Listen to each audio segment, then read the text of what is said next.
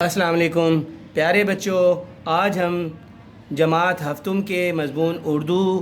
کے باب نمبر 22 سفر ہو رہا ہے کے بارے میں پڑھیں گے۔ پیارے بچوں، یہ نظم سفر ہو رہا ہے سید ضمیر جعفری نے لکھی ہے، جو طنز و مزاح کے لحاظ سے بہت بہترین شاعر ہیں، جو مزاحیہ نظمیں لکھتے ہیں جس میں کوئی تنقید ہوتی ہے، کسی میں اصلاح ہوتی ہے۔ تو یہ سفر ہو رہا ہے، یہ کراچی کے سفر کے بارے میں ہے کہ کراچی میں جو خستہ حال بسیں ہیں ان کے بارے میں ان کا احوال بیان کیا گیا ہے، یہ شعر کے انداز میں۔ تو یہاں پڑھتے ہیں، نہیں ہو رہا مگر ہو رہا ہے، جو دامن تھا دامن بدر ہو رہا ہے۔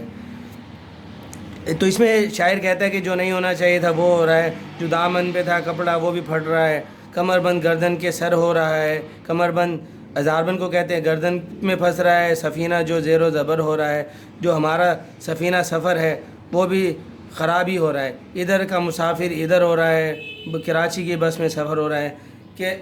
کوئی ادھر کے مسافر ادھر گر رہے ہیں، ادھر کے ادھر گر رہے ہیں، چلی تو مسافر اچھلنے لگے، جو بیٹھے ہوئے تھے وہ چلنے لگے۔ یہ اس نے طنز کے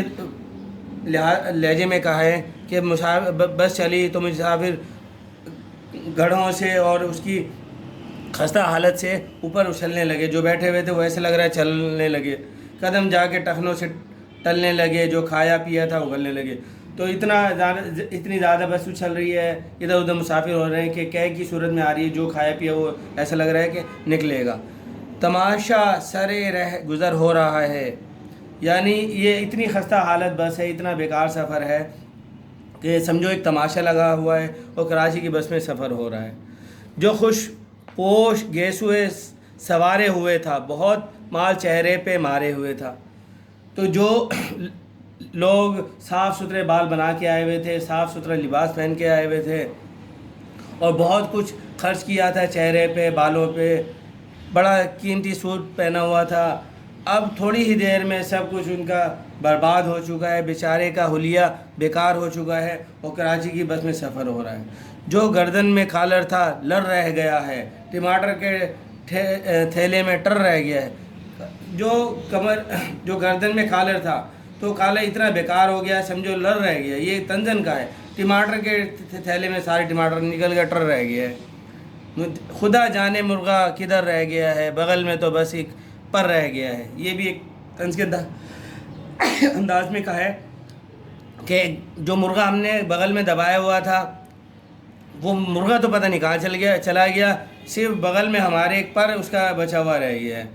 سفر ہر قدم پر خطر ہو رہا ہے، یعنی ہر قدم خطرہ بڑھ رہا ہے، مصیبت آ رہی ہے اور کراچی کی بس میں سفر ہو رہا ہے۔ پیارے بچوں، یہ انہوں نے ایک تنقیدی نظم اور جس میں جو ہے نا کراچی کی بس میں پہ تنقید کی گئی ہے طنز و مزاح کے انداز میں، اور اصلاحی نظم کی طرف اشارہ کیا گیا ہے کہ بھئی بس کی ہمیں حالتیں ٹھیک کرنی چاہیے، بس کی جو ہے مرمت کرنی چاہیے، اور تاکہ ہمارا سفر آسان ہو سکے۔ پیارے بچوں، یہ اب ہم مشق کی جانب آتے ہیں۔ مشق میں سب سے پہلے آپ نے صاف ستھرا ٹائٹل پیج بنانا ہے، اس کے بعد الفاظ معنی لکھنے ہیں، اس کے بعد سوالات جوابات کی شکل میں آپ نے 5 سوال ہیں انہیں لکھنا ہے، اس کے بعد جملے ہیں، واحد جمع ہیں، متن کے مطابق درست پر نشان لگانا ہے، یہ آپ نے سارا مکمل کرنا ہے، اور کالم الف میں دیے گئے الفاظ کو کالم بے کے متعلقہ الفاظ سے ملائیں، کہ یہ جو بیٹھے ہوئے تھے یہ آپ نے ملانا ہے دوسرے کالم میں جو اس کے شعر سے مطابقت رکھتا ہو۔ پیارے بچوں، اب اس میں ردیف قواعد میں ردیف اور قافیہ ہے اور لاحقہ ہے۔ پیارے بچوں، لاحقہ وہ لفظ ہے جسے کسی دوسرے مفرد لفظ کے بعد لگانے سے مرکب لفظ بن جاتا ہے، کہ 2 الفاظ ہیں، ایک جیسے حیدرآباد میں آباد، امیدوار میں وارد، امیدوار میں وار،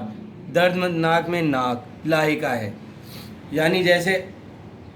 دکان کے بعد دار لگا دیں تو یہ لاحقہ بن جائے گا، اس کا دار اس کا لاحقہ ہوگا۔ تو اسی طرح پیارے بچوں آپ نے لاحقہ کے تین الفاظ بنانے ہیں، خانہ جیسے باورچی خانہ، غسل خانہ، اسی طرح آپ نے سرد خانہ، دان میں کوڑا دان، اس طرح پھول دان، پان دان، اسی طرح مند ضرورت مند، عرض مند، اسی طرح اور بھی مند ہو سکتے ہیں. تو پیارے بچوں یہ 3 الفاظ بنانے ہیں جو آپ کی کاپی موجود ہے. تو اس طرح آپ کی یہ مشق بھی مکمل ہوئی. اللہ حافظ.